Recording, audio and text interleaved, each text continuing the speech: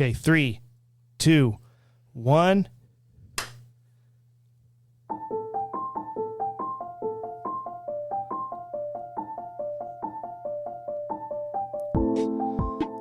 Hello. Welcome to the Free Bin, the Toledo, Oregon Public Library's podcast. As usual, I am Harrison. And I'm Cindy.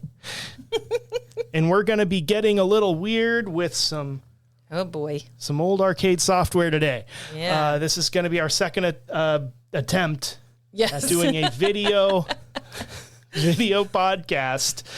We've got a couple different video sources here, so hopefully it may work perfectly. It may not. Right. So we're just gonna see what happens. Right, and there is a reason we're doing this. Yes, I mean, we have a good reason. So. There's a very good reason. To me, it's a good reason. Yeah, we'll see what the listeners think. Right. Before we get going, though, we should do our announcements. What do we got on the horizon, Cindy? Okay, so if you listen to this on Saturday, which is tomorrow, it has been swamped at the library because we are getting ready for our big, beautiful book giveaway. Mm-hmm. There will be another one coming up probably towards the end of the summer, as we have not yet finished weeding our fiction section. It's a never-ending job. And it is. And so hopefully we won't, this is a big weeding job that hasn't been done since COVID. Yeah. And so we're pulling a lot of books, but don't worry, you who feel like we can't pull books, because, we want to just rehome them. Yes. To somebody who will love them. And then we can add more books to the library, because if we never weed, we would run out of space. Mm-hmm. Library doesn't get bigger every year. No, it's not like the TARDIS.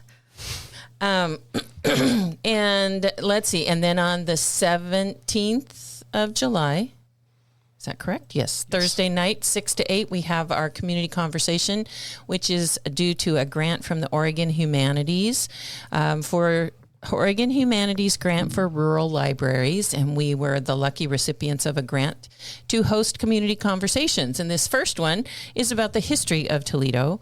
And it's going to be presented by the History Center, the Yaquina Railroad Historical Society. Yaquina Pacific Railroad Historical Society and Museum. And Museum. They're going to be there. And then Ted Cox, who has written the book, The Toledo Incident, and is very knowledgeable on Toledo history. And so we are going to have him come and share, and then there'll be question and answer time. And that's just one of 3 that we are hosting over the summer. Yeah. And summer reading. No summer reading program on July 3rd. Right. But there will be one the 10th. July 10th is Mo Phillips, who I believe is a musician and does a lot of fun stuff. So come to that, 10:30. It's going to be a lot of fun. Yeah. We also have our next game tournament is going to be a single elimination Joust tournament. That comes up on July 19th. Yes. And that's going to be at high noon. Single elimination, player versus player cutthroat joust, which happens to be our topic of discussion today. That's right. That's right. But before we do that, Cindy has... I have a beverage. A pinkish... Yes, it is. And some of you may drink these. And these are ones that we discovered because I don't drink... I shouldn't say that. I drink sugared soda all the time. But I try to drink diet soda. And this is called Sparkling Ice Strawberry Lemonade. 0 sugar, but it has vitamins and antioxidants in it. Okay. So I won't oxidize. No. Yeah, right. And it does have vitamins in it. I mean, not a lot, but it's got vitamin E, vitamin B6, B12, niacin. It's not horrible for you. And the calories, 5 calories. 5 calories in the whole bottle. 0 sugar. 0 sugar. And caffeine free. What's it got instead of sugar? Is where we talking stevia, sucralose, aspartame? I'm looking. I don't know. I don't see anything. It's a mystery. Sucralose. Sucralose. But it's way down on the list of ingredients. Okay. So it's, I love this. Bubbles with benefits is their little tagline. Okay. Full flavored fun with so much extra. All right. So it's useful bubbles. It is, yeah. Strawberry lemonade. This is high risk because we have a lot more hardware on and around the table. Very, very careful.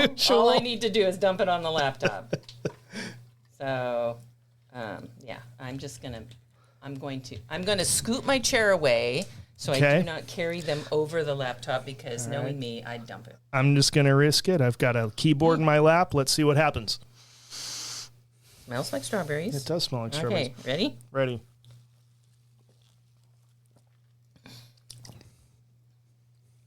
Okay. No. And it doesn't have a really horrible aftertaste. If you're one of those people who doesn't drink diet soda because of the aftertaste, this one isn't horrible. It tastes like real strawberries, not the artificial strawberry, like pure whatever that molecule is. And then I really like flavored lemonades, so this one is kind of one of my favorites.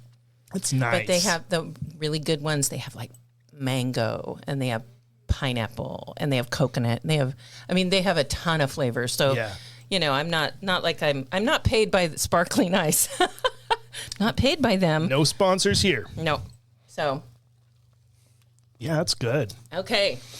We are fortified with pink juice. We're fortified and we're ready to talk about the 1982 Williams Electronics arcade classic Joust. I never was good at this game.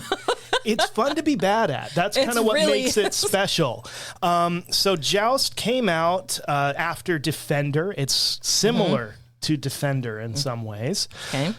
It's an arcade action game wherein players take the role of knights mounted on birds. Player 1 is mounted on an ostrich that can fly. Oh, see, that's pushing the bounds of reality. We're going to be doing a little bit of that today. But then riding an ostrich. Player 2 is on a stork. Oh, that's what that is. Yes. Okay. And the enemy, the CPU players, the computer enemies, are mounted on buzzards. You're playing in a 2-dimensional space viewed from the side, standard platform perspective, and you basically you try to land, you try to collide with the enemy players from above. Right. That unmounts them, generates an egg, which then you need to pick up. And if you do not pick the egg up in a timely fashion, it hatches into another knight, a more powerful enemy. Oh, okay. If it's a CPU player. And you need to pick up that egg before another buzzard comes, picks up that knight, and then it becomes a stronger knight. If you linger too long, then the pterodactyl comes. Yes. And is nigh unkillable. Oh, you can take it out by planting your lance directly in its mouth. Oh, but that's tricky. It's tricky, and there is a trick to it, which they patched early on. I'm just made it too easy. And then there are waves. Different levels are called waves. Okay. You can play it cooperatively as well, 1 player, 2 player. Okay. There's and of course, as we're doing in our competition, you can also take each other out and do it player versus player. Oh, I see. Okay. Some of the waves are what are called gladiator waves, which are sort of a friendship test. So if you are playing even cooperatively, because that's really by whether you're competing with the other player or playing cooperatively, it's by agreement, right? Oh, right. Sure.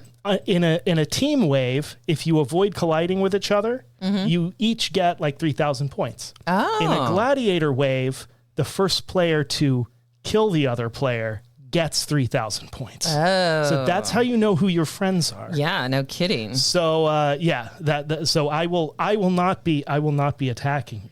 Thank you. Because we are friends. Thank you. I appreciate that. I'm going to die without you. I think I'm okay. We're both going to die. I love Joust. I'm probably better at Joust than any other arcade game for me. But that's not saying much because I'm not good at arcade games in general.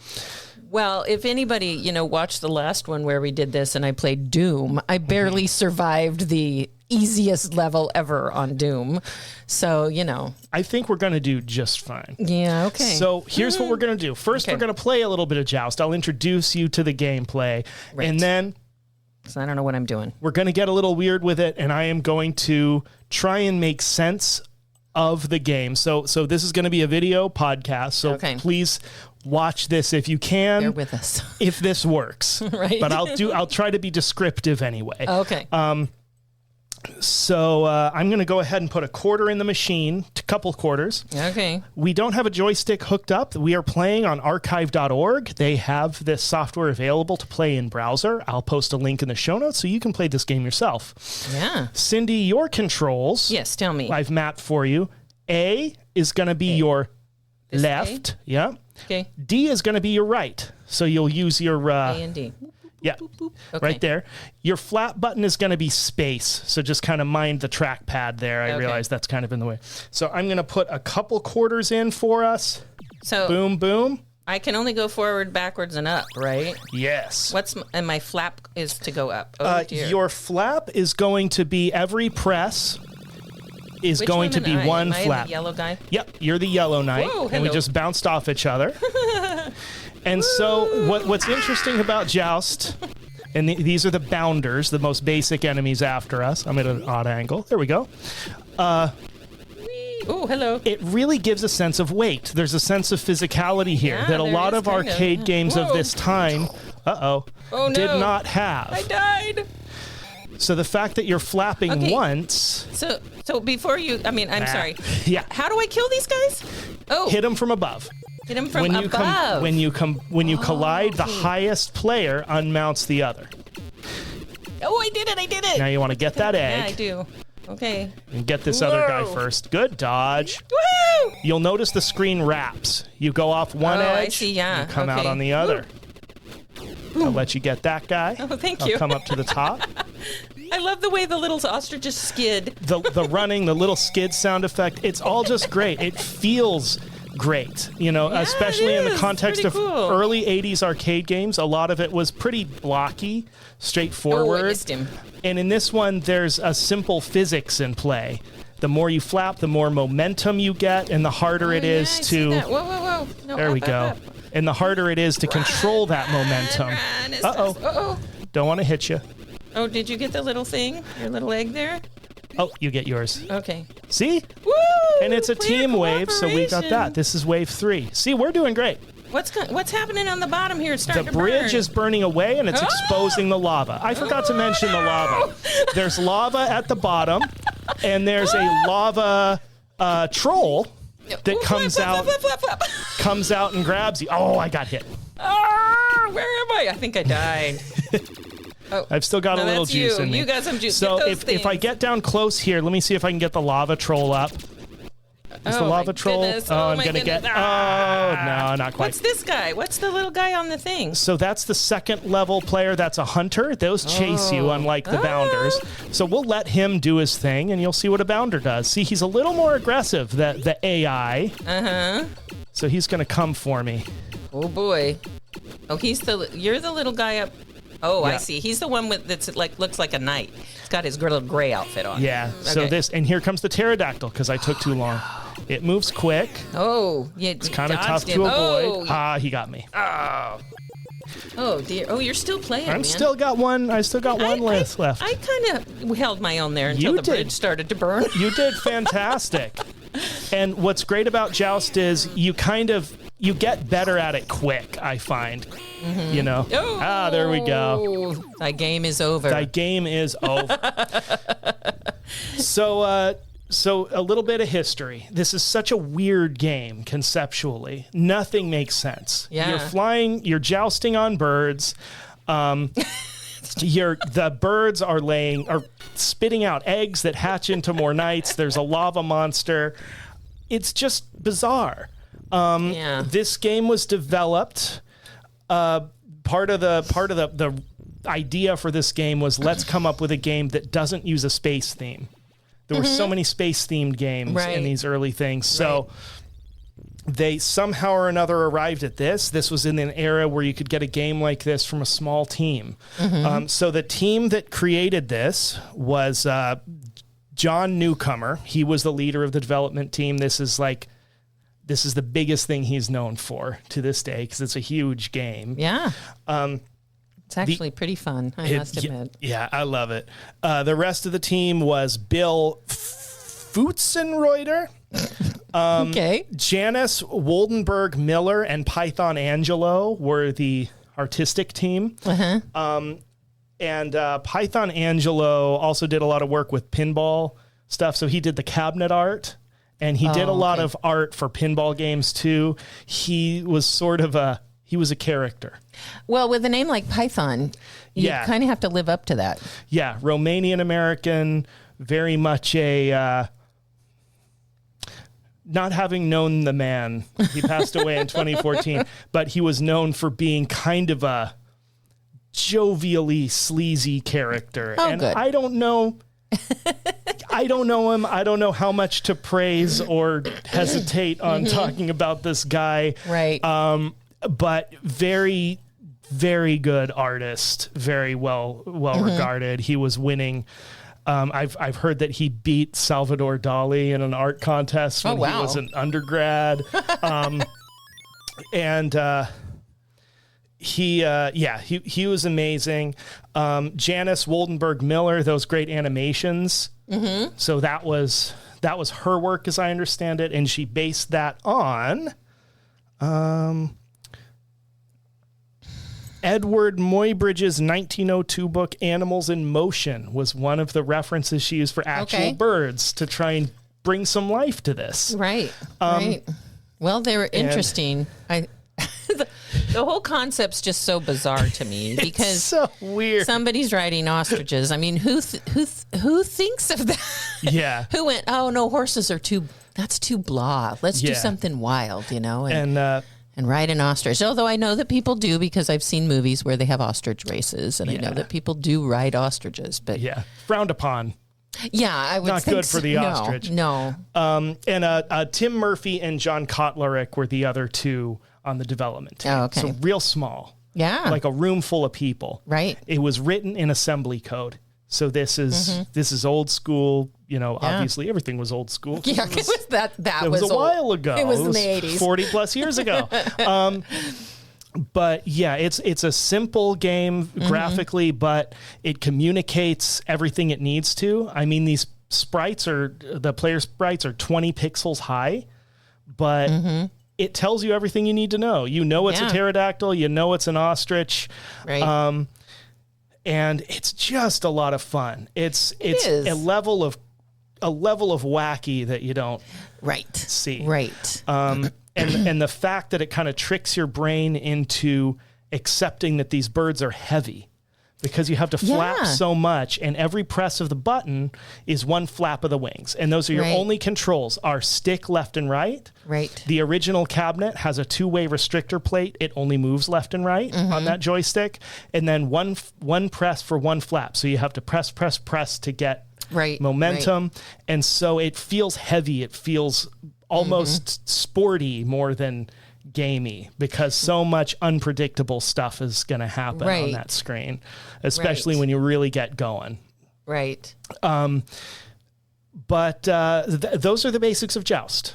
So now I want to talk about how this could work and look in real life. Okay. This is where we're going to get weird. Yeah, okay. Are you ready? Sure. Okay. I'm terrified, but I'm ready. So I crunched some numbers, and please, listeners, correct me if I'm wrong on any of this stuff. I wanted to get an idea of how big a space we're looking at here. Oh, right? Because, So if we assume that each one of these birds is 6 feet tall, and 20 pixels then, being the height of the player sprites, would be 6 feet.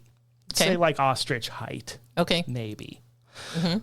So that means that on this play field, the original resolution of which was 292 by 240 pixels, with every 20 pixels being 6 feet, that describes a space roughly 87.6 feet by 72 feet. Okay. So 86. Almost a square. 0.6 wide by 72. Okay. But the screen wraps. Oh. You go off one end and come on the other. Yeah. So what three-dimensional shape is that? Well, it would be not a cone. Like a cube or a... It would be a cylinder. Cylinder. Yeah. That's the word I was looking for. Yeah, I knew you were. I was almost there. I knew you were there.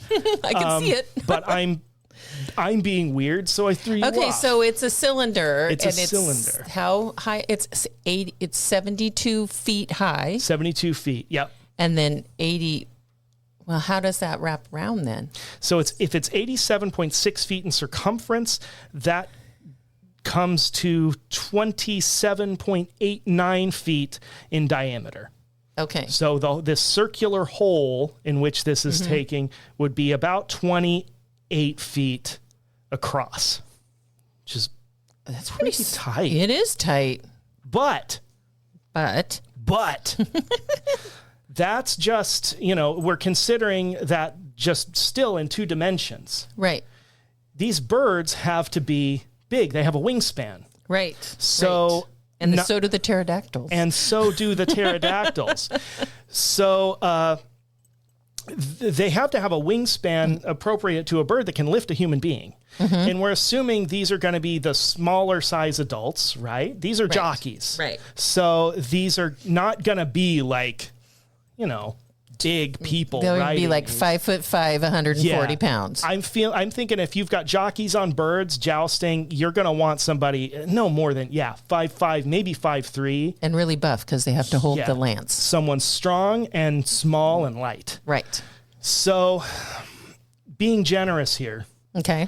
I feel like by looking around, I did a little poking around online. I think we're north of 20 feet for wingspan on a bird that could hold someone up. Okay. Like a hold an actual human being based on what we know. Big, so though. Something like an Argentavis or another extinct large bird of prey. Right. Because we're already in a world where ostriches or something like them can fly. So we're kind of in fantasy world here. Yeah. Oh, yeah. Kind of. At least kind of.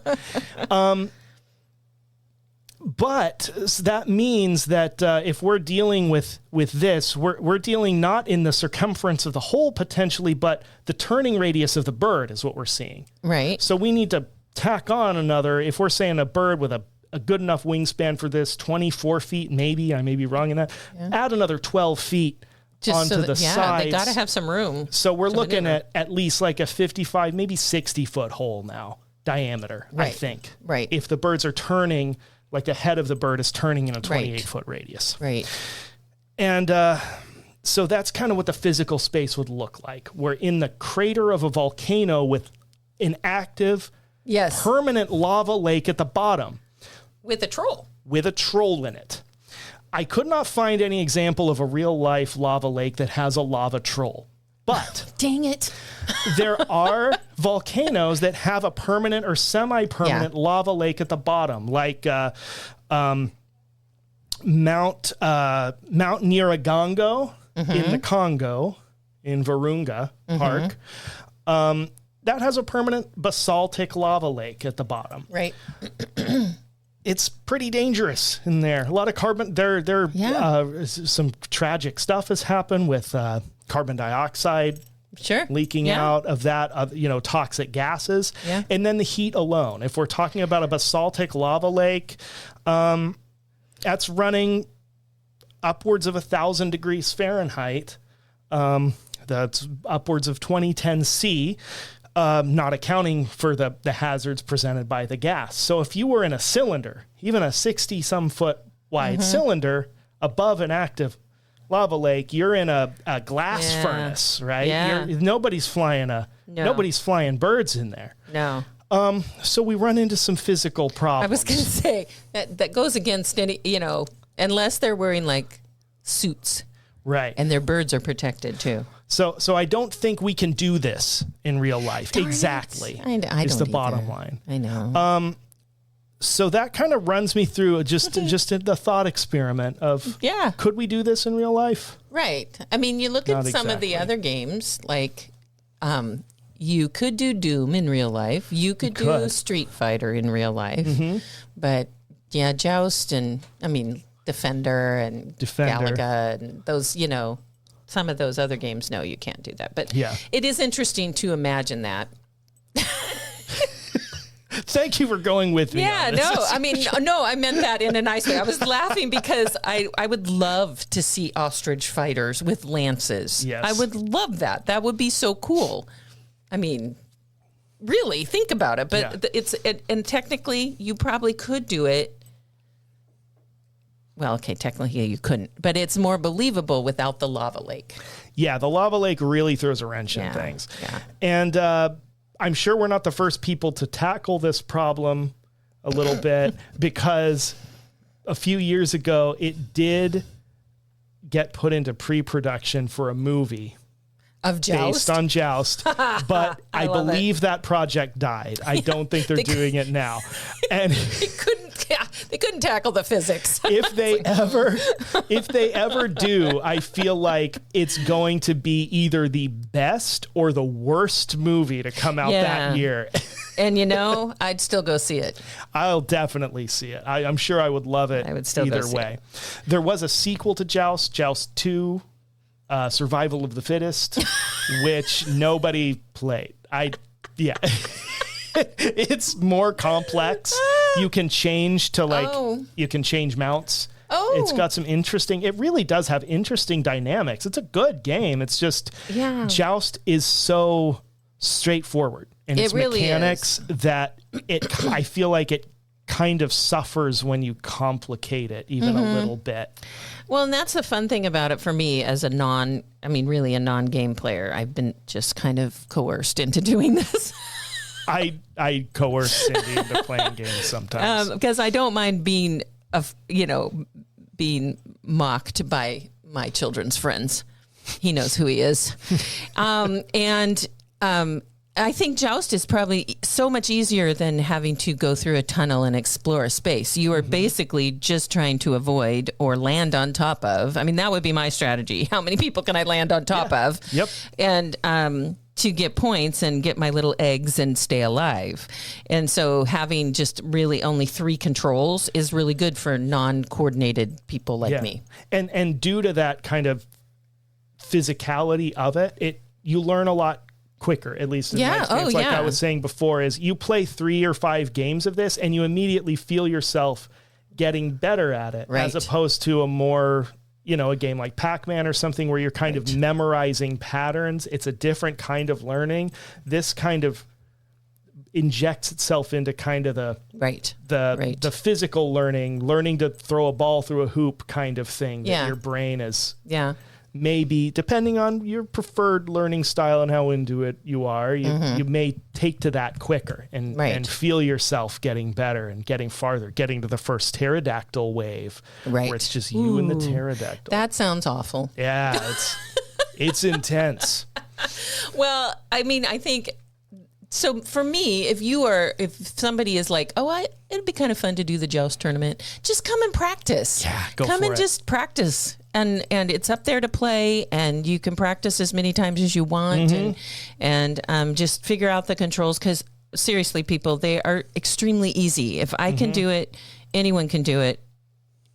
So just come and play. And that's really what we've had a lot of gameplay on a lot of different games. It's been really fun to watch because we got a lot of people, all ages, coming in and trying it out. And I just think, I will not be competing in the Joust. Thank you. Because I am an employee of the library. So I won't be doing it. But please come play. It's fun. And it's not as hard as it looks. I know a lot of people say, oh man, Joust is so hard. Yeah, if you want to score big scores, it's hard because you got to practice. But if you're just coming in to play, it's not that hard. It's 3 controls. And it has that element that like pinball has, where being good pays off. There's a big difference between someone who's practiced a lot and someone who hasn't. But also, if you just go crazy and go wild and just flap around, fly, every once in a while you will accidentally do something brilliant, and it feels great. If you just throw your bird and you're like, I don't know what to do here, sometimes you'll just randomly bounce in a way where I just took out 3 guys, and there you go. and it feels good. Usually ends in disaster, but sometimes but sometimes not. It makes you look like a virtuoso. There you go. No, it's a lot. It is fun. And every time I play one of these, I'm like, oh, that'd be fun to play again. I just need to find time to do it. Yeah. Anyway, all right. Well. Thank you, Cindy. Yes. I'm glad to make a fool of myself any day of the week. Me too. For the library. I do every single day. Every single day. So, again, remind us the date. The date is going to be July 19th at high noon. And we can get the little music. Yeah. Fabulous prizes. We will have little medallions for, we'll have a third place runoff match. So we'll have gold, silver, and bronze, and some other of our fabulous prizes as well. Other fabulous prizes. Okay. All right. Well, thank you. Thank you. And we will talk to you all next week. Bye. Bye.